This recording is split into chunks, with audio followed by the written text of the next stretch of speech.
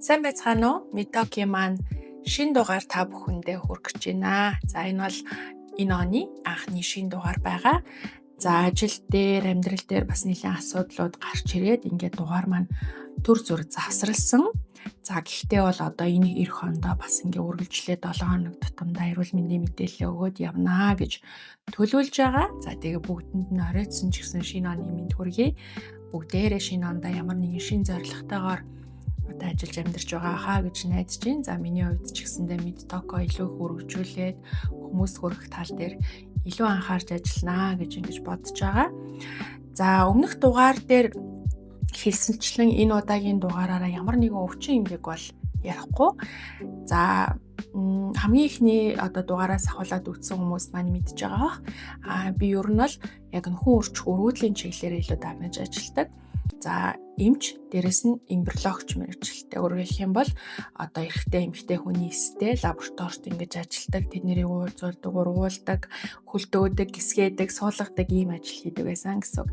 Тэгэхээр яг энэ одоо чиглэлийн карьерийн маань тал нь бол яг энэ эмбриологч буюу эстэй ажилладаг ажиллаа хийсэн. За талд нь бол яг ийм өргөдлийн чиглэлээр эмчийнхээ ажлыг хийж байгаа. Тэгэхээр нөгөө эмбриологчийн тухай мэднэ, ажлаа мэднэ, дээрэс нь эмчийнхээ ажлыг мэднэ гэхлээр надад бол харьцангуйас яг энэ ажлыг хийхэд бол нэлээд даваа талтай байдаг гэсэн үг. Тэгэхээр бүх хэсгийн талаар одоо мэдээллийг мэддэгэ гэсэн үг байна. За тэгэхээр яг энэ чиглэлээр ингээ ажилласантай холбоотойгоор яг хүний бие махбодын одоо гайхамшигтай чанарыг таниулсан тэр зүйлсийн тухай би өнөөдөр ярилцах гэж байна. Тэгэхээр эр бэлгийн эс дээр нэг яригддаг нэг юм гайхалтай шинж чанар байдаг. Тэрний тухай ярьж өгье. За өнгийн эсийн бас нэг юм маш юм тийм мундаг юм чадамж байдаг. Тэрний тухай бас ярьж өгнө. За эцэст нь энэ хоёр эсүүд хоорондоо нийлээд үр хөврөл болж байгаа. За энэ үр хөврөл маань бас ямар чадамжтай байдгийм бэ гэдэг талаар бол жоохон тайлбарлаад өгье. Тэгээ хүний бие махбод бол өөрөө тэр чигээрээ бол гайхамшиг. За яг хүний бие махбод ч гэлтгүй ер нь энэ дэлхийн ертөнц одоо оршин буй байгаль бол үнэхээр гайхамшигтай юм, үнэхээр гайхалтай юм төгс зөгтсөн үйл ажиллагаанууд нь хоорондоо ингээд юм гайхалтайгаар нэгтэрсэн бие биенээсээ хамаарсан ийм үйл ажиллагаанууд явуулдаг. За тэгэхээр хүний бие махбод ч гэсэндээ эрүүл энх оршин тогтнохын тулд маш гайхамшигтай ийм үйл ажиллагаанууд явуулдаг. За энийг бол гэхдээ бүгднгийн нь бол шинжлэх ухаан бүрэн тайлбарлаагүй байгаа. Дөнгөжил ингээл зах цухаас нь гайхамшуудыг ингээд нэгээ явж байгаа. Яг тэрнтэй адилхан хөөрчгөн салбарт ч гэсэн одоохондоо тайлбарлагдаагүй судалгааны төвшөнд байгаа ийм зүйлсүүд бол олон байдаг. За энээсээ болохоор сая дээр дурдсан 3 зүйлийг жоохон тодтогоод тайлбарлаад хэлж өгье гэж бодсон. Тэгээ сонирхолтой байж магадгүй. Би ч гэсэн энэ салбарт ажиллаж байгаад бол яг энэ зүйлсүүдийг бол маш сонирхолтой чухал юм байна гэдгийг бол ойлгож авсан байгаа.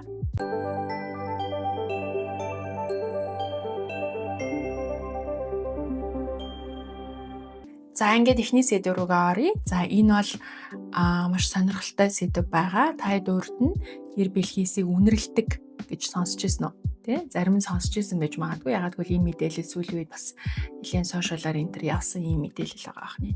Тэгэхээр эр бэлгийн эс бол одоо үнэрлэдэг байх нь. Өөрөөр хэлэх юм бол үнэрийн рецептор буюу одоо ямар нэгэн үнэрийн химийн бодис ингэж холбогддог рецепторуудыг одоо агуулсан байдаг. За энэ нь бол үр тогтох химийн үйл ажиллагаагаа явахад нь нөлөөлдөг байх. Тэр үнэр өөрөө ер нь бол маш чухал хүчин зүйл шүү дээ.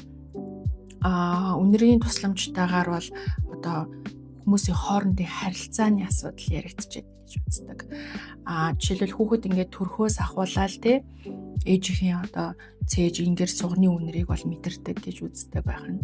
За дээрэс нь одоо бид нэр харилцаанд ороод эрэгтэй эмэгтэй хүмүүсийн хоорондын харилцаанд ч гэсэн үнэр чухал үүрэгтэй гэж үздэг.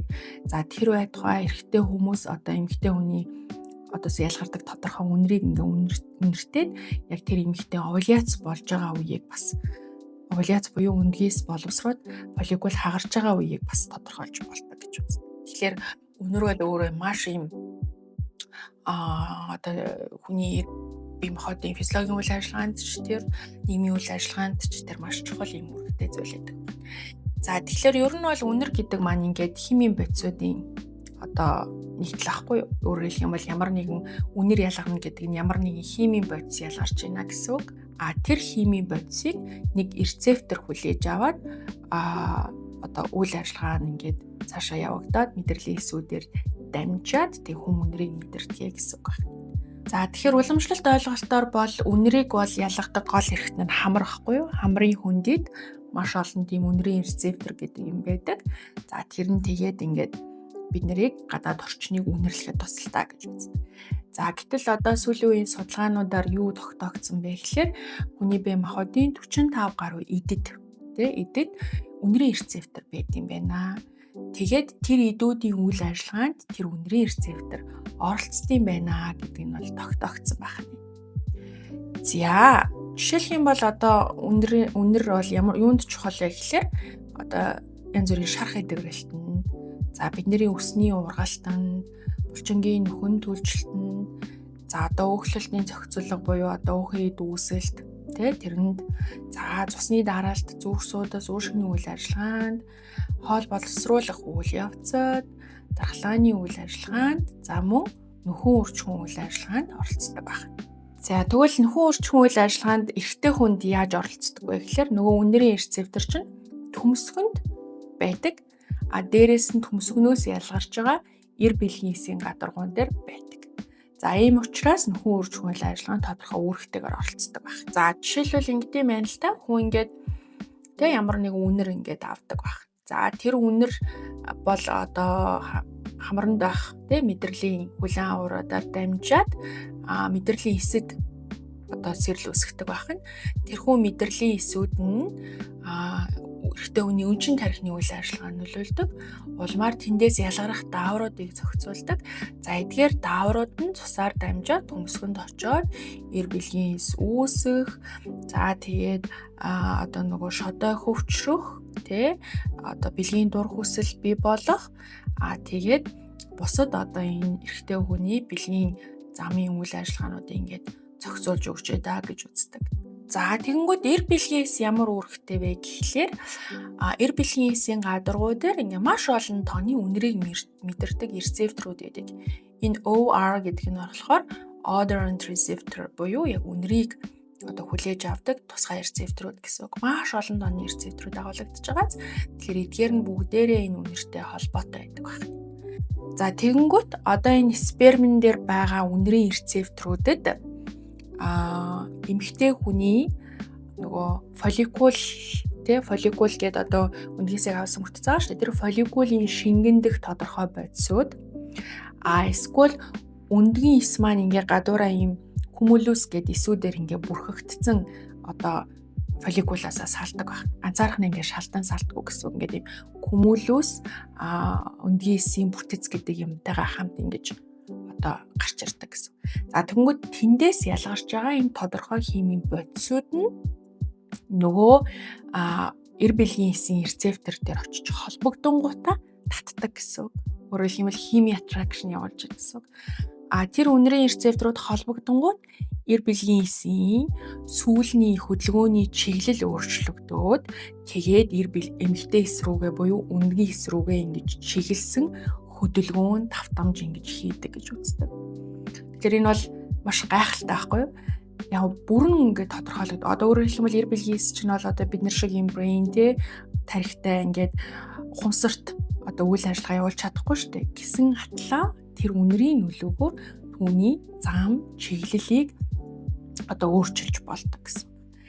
За ер нь бол яг уу тэр cumulus өндгийн эсийн бүтцээс эсвэл тэр фолликулын шингэнээс ялгардаг тодорхой химийн бодисуудыг бол одоо эрдэмтэд ингээд судалж байгаа. Хэд хэдэн химийн бодис ийм бодисууд байд юм байна, ийм үнрүүд байд юм байна гэдгийг нь тодорхойлсон. Гэхдээ яг бол одоо бүрэн тодорхойлсон юм бол байхгүй байгаа гэсэн. За тэгэнгүүт нэг юмыг юу гэж тайлбарлаж байгаа бэ гэхээр шалтгаан тодорхойгүй өргөдөл гэж нэг юм байдаг. Өөрөөр хэлэх юм бол одоогийн шинжлэх ухааны нөхцөлд энэ хүмүүс яагаад өргөдөд байна гэдгийн шалтгааныг нь тогтоох боломжгүй өөрийн хоолой нээлттэй үнд хүчний талаас ямар ч асуудалгүй ч гэдэг юм. Одоогийн шалгаж байгаа тэр онцлогын аргуудаар шалгахад бол хэв хэвийн мөртлөө өргөдсөн юм хүмүүс байдаг. Тэнгүүд тэр тохиолдолд үнийг энэ үнэртэй холбож тайлбарладаг онол бас байдаг байна. Өөрөөр хэлэх юм бол эрэгтэй хүнийх нь эр бэлгийн эс тэр эмэгтэй тэр үнэрийг хүлээж авах рецепторууд нь бага юм уу үйл ажиллагаанд суул. Эсвэл тухайн эмэгтэйгээс тэр өндгийс гүмөлүсийн бүтцээс ялгарч байгаа үнэр нь муу гэдэг юм уу. Аль талдаа ингээ багс. Энд байгаа нөхцөлд нөгөө эр бэлгийн эсүүд өндгийсийг очиж үр тогтоох үйл ажиллагаа багассан. Тэрний улмаас өргөдөл үүсч магадгүй гэдэг юм гэж тайлбар өгдөг. Гэхдээ энэ бол нэг л тайлбар онлын хувьд магадлал ахна ш. Тэрнээс яг бүр ингээд оюун учиртай гэд шийдсэн юм бол тогтооцсон юм бол байхгүй гэсэн. Тэгэхээр ийм сонирхолтой. Тэгэхээр магадгүй олон жил болоод бүх юм болоод байгаа хэвийн мөртлөө болох байгаа асуудын нэг шалтгаан нь энэ байж магадгүй гэсэн үг. За энэ болохоор нэг ийм хүснэгт байгаа. Нэг судалгааны ажлын тойм өгүүллийн хүснэгт байна. За жишээлх юм бол ингэж байгаа байхгүй юу? Үнэр яаж эрэгтэй хүний хөрж үйл ажиллагаатай холбогдож болох вэ? За түрүүний хэлсэн нөгөө шалтгаан тодорхойгүй эрэгтэй өргөдлийн шалтгаан байж болно. Өөрөөр хэлэх юм бол нөгөө өндгийсээс ялгардаг химийн бодисуудыг хүлээж авах үйл ажиллагаа алдагдсан байж болно гэсэн утгатай. За тэгээд мөн эсвэл хамрын үйл ажиллагаа хамранд байгаа хүлээн аварууд бас алдагдсан байж болно. Хамар нь нөгөө талаасаа спермд байгаа хүлээн аварууд алдагдсны улмаас үүсэж болно гэсэн юм яригддаг байна. За тамхи нөлөөлдөг. Тамхи бол нөгөө хамранд байгаа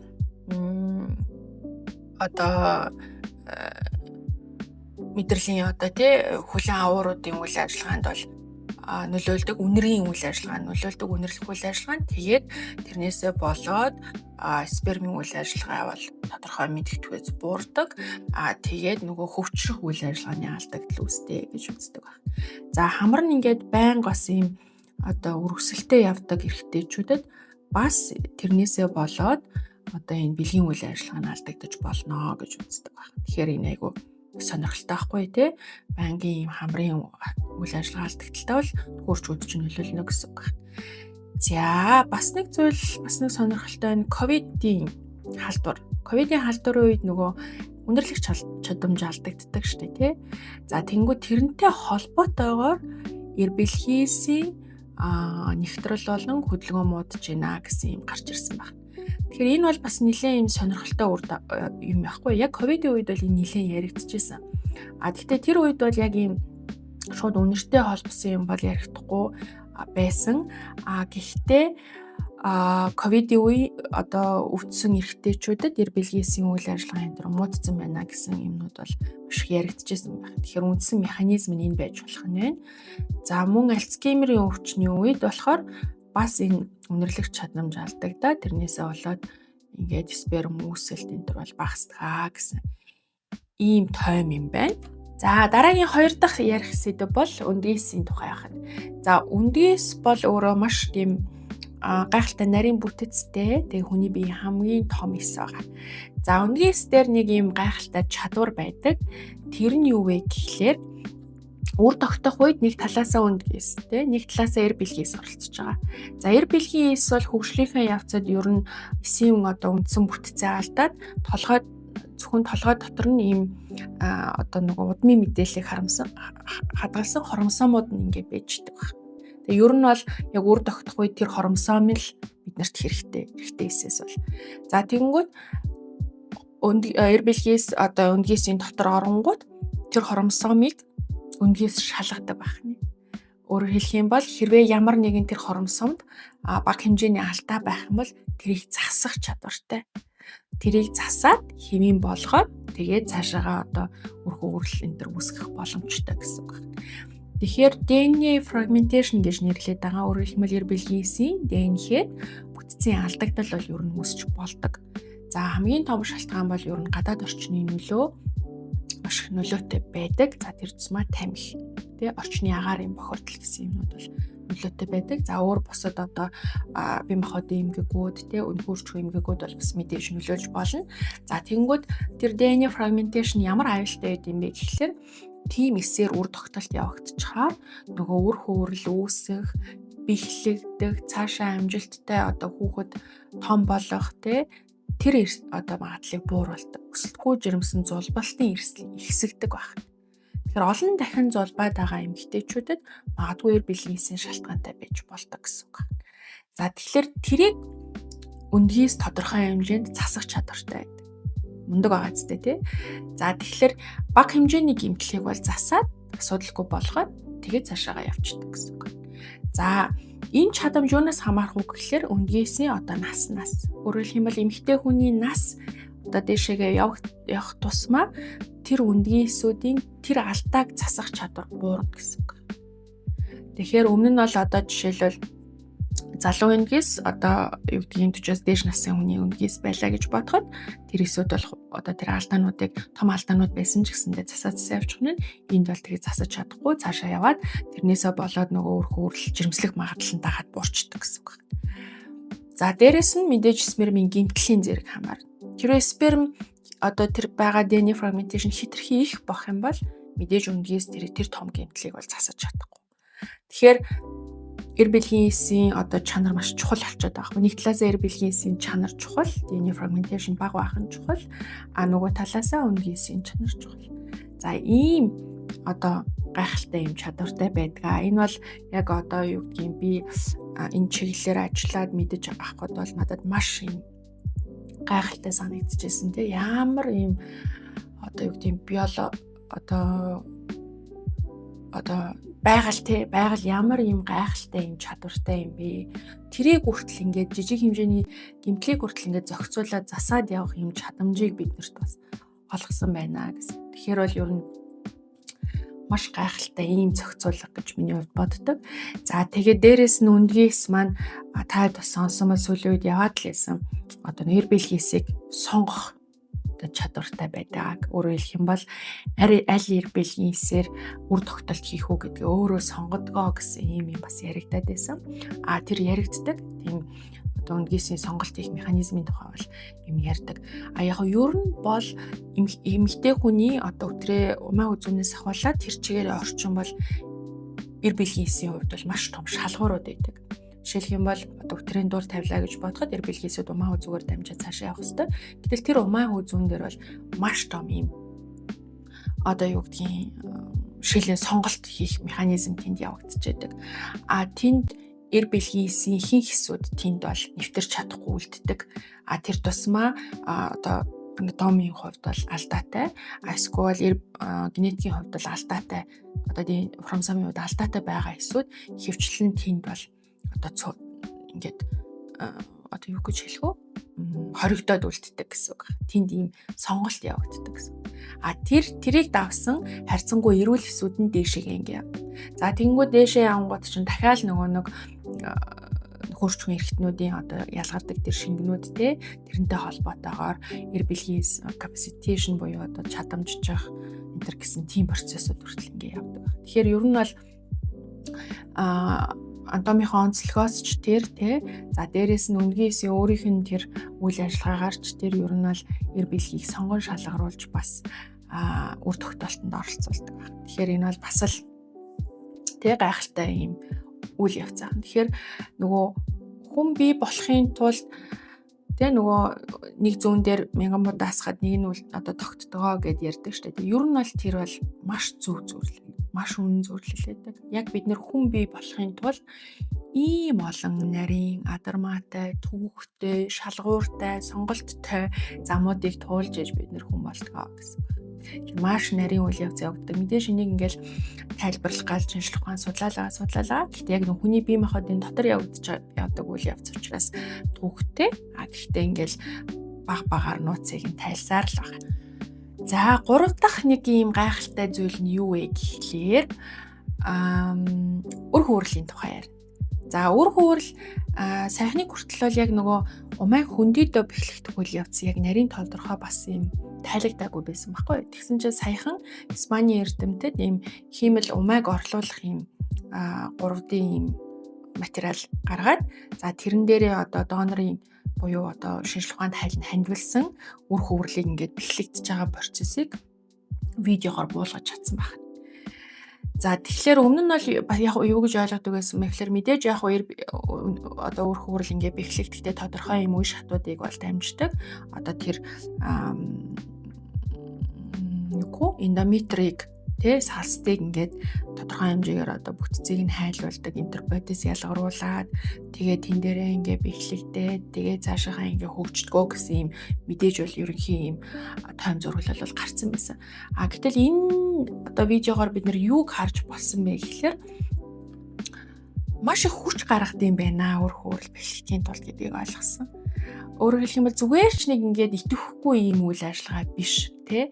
Тэр одоо салстын матриксыг ингээд нийтлээд өөртөө ингээд зориулаад ингэж одоо ремодел ингээд ааш тий. Одоо бүтцийг ингээд өөрчлөөд хэлбэр бүтцийг нь өөрчлөөд өөртөө юм таатай орчин үсгээд ингээд хүч зарцуул түлхчин, татчин гэж байгаа юм тий. Тэгэхээр тийм хүч зарцуулж одоо бэхлэгддэг юм байна гэдгийг тогтоосон байна. Тэр энэ бол өөрөө маш гайхалтай зүйл байхгүй юу? Яг ингээд энэ загвараа одоо нөгөө хулганы хүнээс төр одоо үзсэн юм л да. Тэгтэл хулганы эс бол яг ерөнхийдөө ингээд бэхлэгдлээ тэнгууд ингээд салст өөрөө ингээд те крипт үсгээд ингээд үр хөврлөө бол ингээд одоо юу тийм дотроо оруулсан гэсэн үг юм уу? Тэгж тайлбарч байна. Гэтэл хүний эс болохоор бүр өөр юм. Хүний эс төр бол тийм процесс явагдаагүй. Үр хөврөл өөрөө тэр салстыг одоо түлхэж одоо шилдэж орох процессыг өөрөө явуулж гэсэн үг байна. Тэгэхээр ер нь бол маш их юм чадамжтай, маш их юм хүчтэй байсан гэсэн. За магадгүй энэ нөгөө одоо бидний уман гаднах жирэмсэн яагаад болдгийм бэ гэдгийг бас нэг тайлбарлах үндэс аахгүй. Яг бол уул нь бол уман гаднах жирэмсэн гэдэг чинь уман салстаас өөр газарт бэхлэгдэж байгаа гэсэн үг байхгүй. Өөрөөр хэлэх юм бол ямар ч тийм хүлээн авах боломжгүй эдүүд дээр одоо үрийн хоолойн дээр ч юм уу эсвэл доошоо уман хүзүүн дээр за хэвлийн хүндийд өндгөвчин дээр гэдэг тэр эднэр бол ерөөсөө ч тийм салст одоо яг жирэмсэн болоход бэлтгэгдсэн гадаргуу биш шүү дээ. Тэр чинь кислог бүтцийн хувьд өөр байгаа. Гэтэл тийм шал өөр ямар ч бэлтгэлгүй тийм гадаргуу дээр очиод бэхлэгдээд уман гаднах жирэмсэн болчихдог байхгүй. Тэгэхээр энийг бодох юм бол үр хөврлийн өөрийнх нь нөгөө бэхлэгчих чадамж жирэмсэн болоход маш их чухал нөлөөтэй юм шиг санагдаж байна гэсэн. Өөрөөр хэлбэл одоо тэгэж хүлээн авах боломжгүй байхад л тэнд очиод л ингээд л шигдээд л бэхлэгдээд байна гэдэг чинь тэр үр хөврлийн өөрийнх нь чадамжаас их хамаарч байгаа гэсэн үг байна. Тэгэхээр яг энэ нээлт юунд чухал юм гэхэлэр олон дахин суулгаад огч жирэмсэн болохгүй байгаа тий. Тэгээд эсвэл дээр шалтгаан тодорхойгүй юм үргүүдэл те энэ үед бол энэ нээлт бол маш чухал болно гэж тайлбарлаж байгаа. За гэхдээ яг мэдээж ихний ээлжний үр дүн байх нь тэгээд цаашаа ингээ үргэлжлээд ингээд тэрэнд юу нөлөөлж ийн яаж одоо үр хөврлийг тэр одоо чадамжийг нь дээшлүүлэх үуч гэдэг юм уу мэдээж нарийн юм бол яригдах ба. Гэхдээ одоогийн түвшинд бол огт тийм юм яригдаагүй зөвхөн бид нар тэрийг мэдэж авч байгаа. Өөрөөр хэлэх юм бол үр хөврөл ийм мундаг чадамжтай юм байна гэдгийг мэдэж авч байгаа. Тэгэхээр энийг сонсоод надад амар юм хөөрхөн тийм үргэлтэлтэй санагцаахгүй. Тэгээ хүн болохгүй л ингээл тэр тийшээгээ бэхлэгдэх гээл ингээл айгүй их ингээ хүчин чармайлт гаргаж байгаа нь бол үнэхээр гайхалтай санагцсан. Тэгээ яг бид хэд ч гэсэн суулгалт явуулахдаа ер нь бол ингээ салст дээр үр хөврлийг тавиал орхиж байгаа. Тэгээд тэр бэхлэгдэх процесс бол цэвэр салст болон тэр үр хөврлийн хоорондын тэр нарийн механизмаар зохицуулагдаж явж байгаа гэсэн. Гэтэл бидний тавьсан тэр одоо хөрхөн үр хөврөл маань тийшээгээ бэхлэж жирэмсэн болохын тулд одоо өөрөөсөө маш их хүч ингэж чармайлт гаргадаг байх нэ гэсэн. Тэр энэ бол маш юм гайхалтай санагдсан. Миний хувьд тий үний үр хөврөл бол ийм мундаг чадамжтай зүйл байдаг байх нэ. За өнөөдрийн дугаараа яг ийм 3 зүйлийн тухай ярьж өгье гэж бодсон. Тэгэхээр санаа нь бол юу гэсэн утгатай гэхээр бидний дотор бол тэг хүн бий болохын тулд бол маш нарийн гайхалтай үйл ажиллагаанууд явагдаж байдаг байх нь.